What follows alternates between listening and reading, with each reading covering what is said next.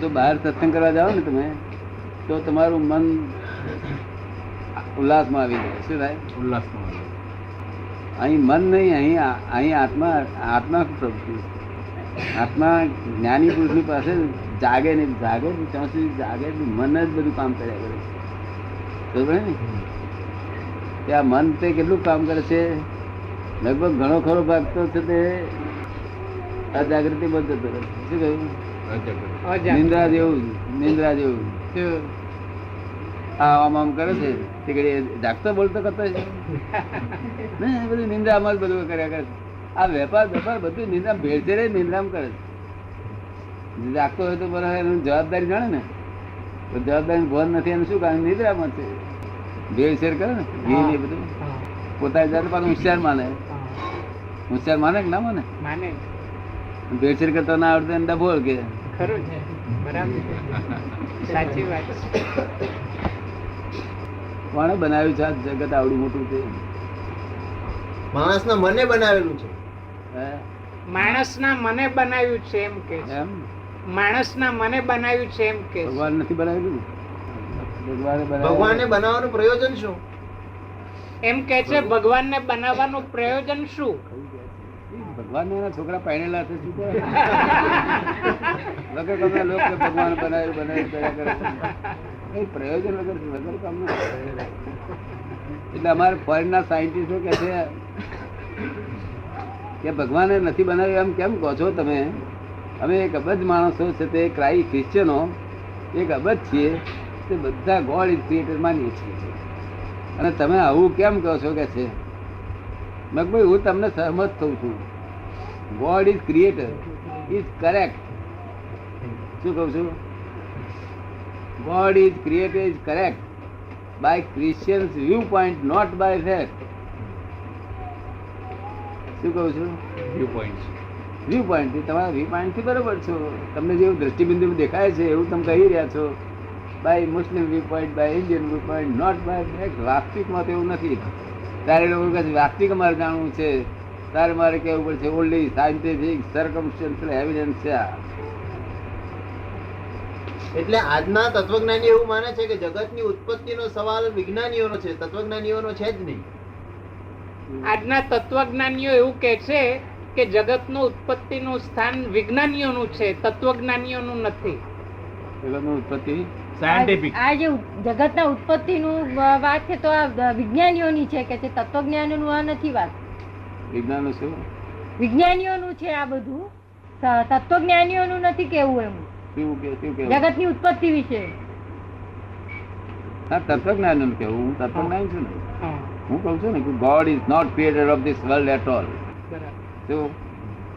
પણ વિજ્ઞાનીઓ આ વાત વિજ્ઞાનીઓએ પ્રૂવ કરી. બરાબર. એમના અનુભવમાં આવી કે ચાલુ આ બધું આપણે કરીએ છીએ, બધું થાય છે, તો માટે ભગવાનની કઈ જરૂર નથી. ભગવાન કરતા છે નહીં એવું એમને પણ અનુભવમાં આવ્યું. બરાબર. અને પાછું બીજો પ્રશ્ન ઉભો થયો. કેટલાક લોકો બહુ આગ્રહ કરે છે મારી પાસે કે ના ગોડ ઇઝ ક્રિએટર છે, એ અમારી શ્રદ્ધા તૂટે એવી નથી. કે તમે વાંધો નહીં, તમારી શ્રદ્ધા રાખો, એનો મને વાંધો નથી, પણ એને પદ્ધતસર સમજો. જો ક્રિએટર કોણ હોય તો એને કોણે ક્રિએટ કર્યો એ વિચારો. જે ક્રિએટર છે એને ક્રિએટ કરનાર હોવો જોઈએ. એટલે પાછા કે ના આ તો નહીં છે. The world is the puzzle itself. There are 2 viewpoints to solve this puzzle. One relative viewpoint, one real viewpoint. આ 2 viewpoint થી puzzle solve થઈ શકે. તારી લોકો કહે છે શું ભગવાન નથી? તમને શું લાગે છે ભગવાન ક્યાં છે? ઉપર ને ઉપર તો આકાશ છે, બધે ફિયાયો, ઉપર કોઈ બાપો નથી. અને તે વખતે પહેલા રહેતા હશે એમની સાસુ મરી ગયા પછી ખાલી કરી નાખી કોઈ. વગર ગમે એની પાસે શું પડે છે? અરજીઓ કરે છે, મારા છોકરા નામ થજો, અરજીઓ બધી લોસ તો આપણે ઉપર વાળાનું શું અરજીઓ કરે છે? તારે મને કહે છે ક્યાં અરજી કરવાની? તમે કોઈ સાચું એડ્રેસ બતાવું ભગવાનનું, ત્યાં અરજી કરો. God is in every creature whether visible or invisible. Invisible તમારી મારી વચ્ચે બહુ ક્રિએચર છે, ખબર ને? તે ક્રિએચર ની અંદર ભગવાન બેઠા છે. તો ક્રિએચર ના તો તમે મરઘા બકરા બધું ખાઈ જાવ, ભગવાન ને આવું ખાઈ જાવ. શું કહે? આમ સમજાય તો એમના મનમાં એમ લાગણી થાય કે સારું આ મહી ભગવાન રહેલા છે. તાર પાછા શું કે છે? પાછા લોકો કહે છે શું? ભગવાન બધે જ છે કે છે. તાર તો ખોળવા તો ડેરાસર શું કા બાંધો છો? એ બધે હવે ડેરાસર શું કા બાંધો?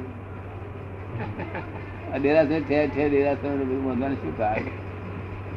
અને તો સંદાસ ક્યાં જઈએ? હું આ સરદાર રાખીએ પણ સંદાસ ક્યાં જઈએ? હું આવું ના બોલશે કોઈ.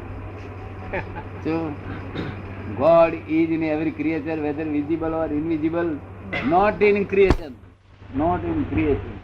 શું કહ્યું? આ ક્રિએશન જે મનુષ્ય ક્રિએટ કર્યું છે એમાં નથી કર્યું. શું કહે છે? મનુષ્ય જે ક્રિએટ કર્યું છે એમાં નથી. અને આ ક્રિએટ મનુષ્ય નથી કર્યું, ભગવાને નથી કર્યું. શું કહ્યું? This is but natural adjustment. શું કહ્યું?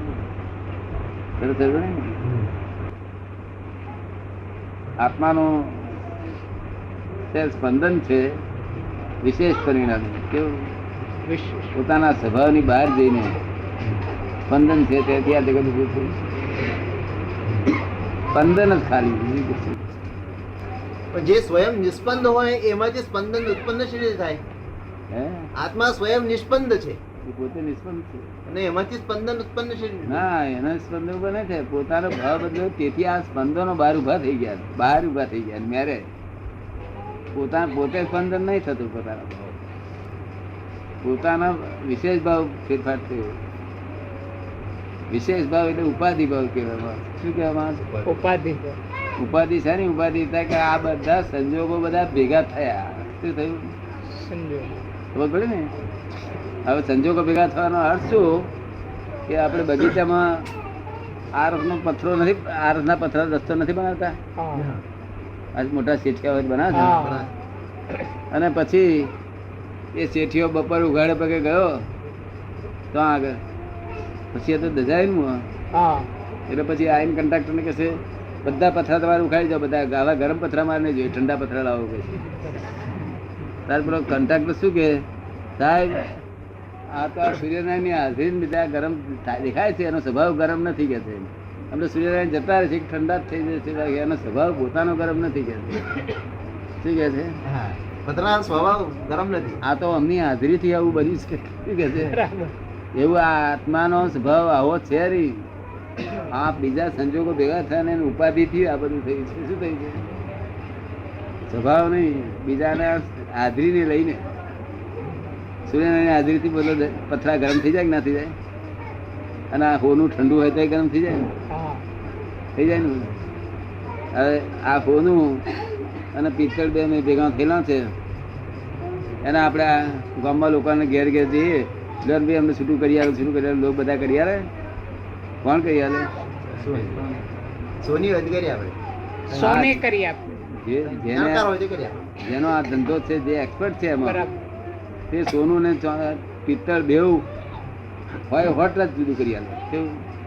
કારણ કે બેવ ગુણધર્મ ને જાણે છે. શેને જાણે છે? આ સોનાના ગુણધર્મ આવા છે ને તાંબાના ગુણધર્મ આવા છે. એ જ્ઞાની પુરુષ ગુણધર્મ ને જાણે કે આત્માના ગુણધર્મ આવા છે ને અનાત્માના ગુણધર્મ આવા છે. એને વિવેક કે છે. એને વિવેક કે છે. વિવેક. એને અમે ભેદ જ્ઞાન કહીએ છીએ. ભેદ જ્ઞાન તે બેનો ભેદ કરી આપે કે આ છે તે આત્માનો, આ અનાત્માનો. એનું વિવરણ કરીને એને વિવેક કહેવાય, સદવિવેક. એટલે આત્માને એના ગુણધર્મથી જાણે. બધા શાસ્ત્રો ગમે તે ધર્મ પાળતા છે, પણ બધા શાસ્ત્રો એકી અવાજે કહે છે કે આત્મા જાણો. કે પછી જૈન હો કે મુસ્લિમ હો કે બધા પણ એ આત્માને જાણવાના પર પ્રયત્ન કરે છે. શું? આત્માને જાણો. હિન્દુ ધર્મ હોય કે જૈન ધર્મ હોય, બધા આત્મા જાણો. અને તે પુસ્તક ઉપર કેટલાક પુસ્તક એવા લખે છે ઉપર કે ઉપર પુસ્તકની ઉપર મોટા અક્ષર લખ્યું, જેણે આત્મા જાણ્યો તેને સર્વ જાણ્યું. શું લખે? જેણે આત્મા જાણ્યો તેણે સર્વ જાણ્યું. અલા ભાઈ પુસ્તક પર શું આ લખ્યું? મહી લખવું તો આમ શું બહાર લખ્યું? તાર કે છે અમે તારે વાંચ ઉપર જો તે આત્મા જાણ્યો હોય તો માથાફોડ કરીશ નહીં, વાંચવાની જરૂર નહીં તો નથી. માથાફોડ કર્યા જ કર, કશું વળશે નહીં. જો તે ના જાણ્યો હોય તો માથાફોડ કર્યા કર, કશું વળશે નહીં. અને તો જાણ્યો હોય તો માથાફોડ કરીશ નહીં વગર કામના. શું આમાં? એટલે ઉપર લખેલું બરાબર. પાનું ઉગાડવું ના પડે. જેના આત્મા જાણે તેને સર્વ જાણે, પછી જાણવાનું કશું બાકી રહેતું નથી. આત્મા એ સેલ્ફ વસ્તુ છે, સેલ્ફ નું રિયલાઇઝ થઈ ગયું એટલે આખું જગત રિયલાઇઝ થઈ ગયું. આત્મા જાણે અહંકાર મમતા બેવ સાથે ચલી જાય. શું કહ્યું? એટ આ ટાઈમ બેવ જતી.